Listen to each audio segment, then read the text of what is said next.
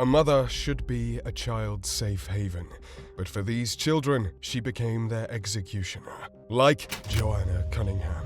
In Chicago, a body was found wrapped in a shallow grave. The body was identified as 5-year-old A.J. Front, who had been reported missing from a house just 10 miles away. Unfortunately, this wasn't a story of a grieving family being told their son was dead, because it was his family themselves who had killed him. AJ's father, Andrew Front Sr., gave all the information to the police about what had happened. The culprit was AJ's own mother, Joanna Cunningham. First, both Joanna and Andrew had a dark history of drug use, to the point where their children were taken away from them at one point when they tested positive for opiates and benzodiazepines.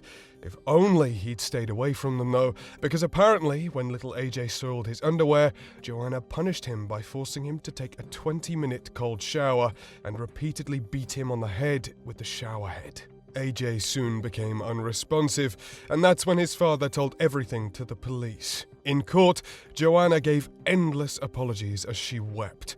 However, it was very difficult for anyone to sympathize. A bombshell during the hearing that immediately nullified all of her sympathy attempts was a voice recording of AJ talking to his mother, revealing just how much he was scared of her. But why do you want them to hurt me? Why? So I don't ever see you again. I just don't want a family. Joanna Cunningham was found guilty and was sentenced to 35 to 60 years in prison, while Andrew Front Sr. pleaded not guilty, but received 30 years in prison nonetheless. The conflicts between husbands and mothers-in-law have been around forever, but rarely did they reach murderous heights, like what Cynthia Dabaka did. On February the 11th, 2014, Cynthia Dabaka was about to celebrate her 63rd birthday, but during an argument with her son-in-law, Giawood Ustakio, over her birthday outfit, Dabaka did the unthinkable though, and shot Giawood 15 times with her revolver. What's maddening is that the revolver only takes 5 rounds, meaning she reloaded twice and kept shooting him. Any other person would have felt shock over the spur-in-the-moment killing, but apparently she had wanted to do this for a long time. Thus, she went on with her day as usual, going for coffee, breakfast, and even the casino, as if she hadn't just murdered a man in cold blood. When arrested, Dabaka admitted to everything, but her admission of guilt was a bit too honest. During her interrogation, Dabaka celebrated the fact that he was really dead. He's dead. He's dead, ma'am. Oh, thank you, thank you, thank you, thank you, thank you. Oh boy, oh boy. Not even her own daughter could kill her joy, who was absolutely devastated. Oh God, oh, I didn't have to do that. I wanted to. Oh my God. 13 years I wanted to go get him. I was devastated. Dabaka seemed to think she'd done nothing wrong, even when talking to her granddaughter, whose interaction with Dabaka was heart-wrenching. Mommy! Oh, don't kiss me. No, you killed my dad. In court, Dabaka had to face her own family and her victim's family as well. This is a tragedy. I love my mom. I love Gerard. There's no win here. Not for anyone. It's just complete sadness. Gerard was stolen away from us in 2014. Yes, I'm going to use the word stolen and destroyed by a cold-blooded murderer. She was an evil person who deserved every second behind bars. Both of them saw the elderly killer as a cold-blooded murderer, no matter how much she apologized.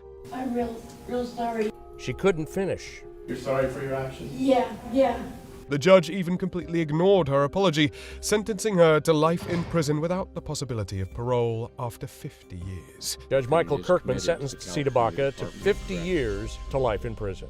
Safe to say, the only way she's getting out of prison is inside a casket. While Dabaka's motives were pure hatred, drugs can also cause murderous catastrophes, like what happened with Rachel Henry. On January the 20th in 2020, in Arizona, Rachel Henry was alone with her 3 children when all of a sudden she inexplicably started smothering them one by one. When her fiancé, Pedro Rios, and his aunt got home, they found the shocking scene of the 3 dead bodies wrapped on the living room couch. Found my daughter. I can't get the picture out of my head. And now, they're gone. I'm lost.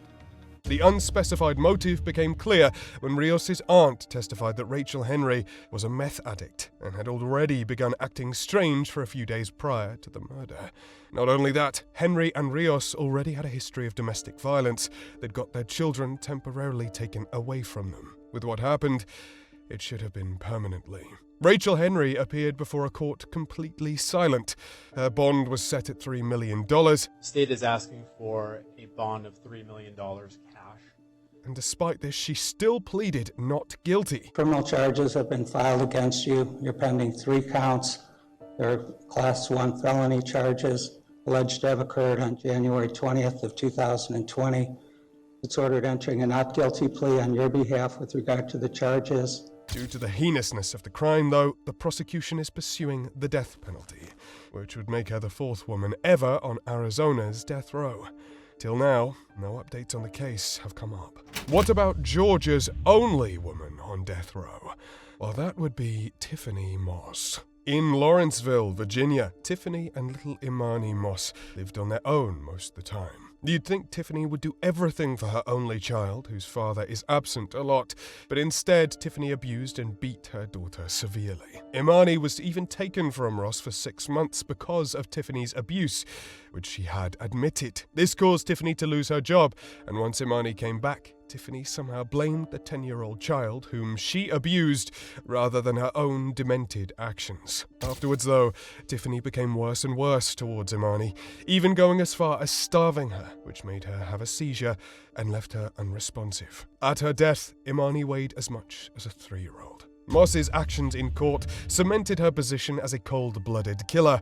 She kept laughing, smiling, making no statements, and generally giving off a very eerie vibe. Can you tell me anything else without sort of letting the cat out of the bag?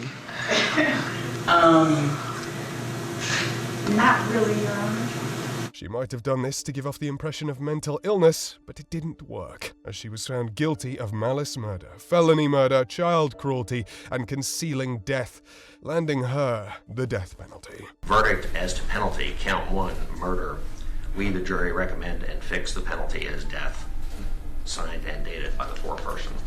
No mother was as ruthless to her own children than Michelle Blair. In Detroit, Michigan, Michelle Blair was about to be evicted for refusing to get a job. What started off as a simple search by authorities turned into an open murder case when the bodies of Blair's children, Stephen and Stoney, were found in a freezer wrapped in plastic bags. Blair was arrested, confessed to the crime, but it turns out the murders were more horrific than anyone had thought, with the kids being suffocated, skinned with boiling water, choked with a belt, beaten, and even forced to drink Windex. Few would do this to their worst enemies, let alone their own children.